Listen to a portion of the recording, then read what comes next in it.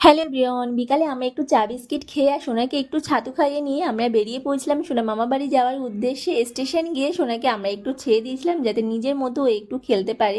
Train থেকে নেমে আমরা বাসের জন্য ওয়েট করছিলাম, অবশ্যই বাসটাও পেয়ে গেলাম। আর বাসে উঠে জানলার ধারে সিট কার না ভালো লাগে বলো তো। সেই বাড়ি থেকেই না সোনার জুতোটা পরে আছে, হয়তো পায়ে একটু সমস্যা হচ্ছিলো, ওই জন্য আমি খুলিয়ে দিয়েছি। এখন দেখতেই পাচ্ছ পাপার কোলে রিল্যাক্সে বসে আছে। এভাবেই হয়তো সোনার বসে থাকতে ভালো লাগছে। দেখো বাস থেকে নেমেই না বাস দেখার জন্য চিৎকার। সোনা যে বাস দেখতে এতটা পরিমাণে ভালোবাসে যে কি বলবো। ওদিকে ওর মামা চলে আসলো আমাদেরকে রিসিভ করতে, আর মামাকে পেয়ে সোনা তো খুব খুশি, দেখতেই পেলে লাফ মেরে মামার কোলে উঠে পড়লো।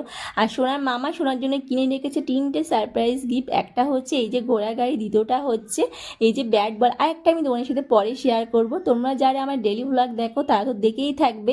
সোনা না মানে আমার খাট ঝাঁটা নিয়ে সামনে একটা কোনো কিছু দিয়ে সেটা নিয়েই খেলতে থাকে।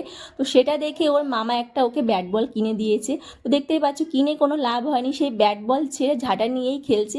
আর ফার্স্টে সোনা এই গাড়িতে উঠতে ভয় লাগছিল, তারপর দেখতেই পাচ্ছ এখন এই যে মজা করে কিন্তু খেলছে।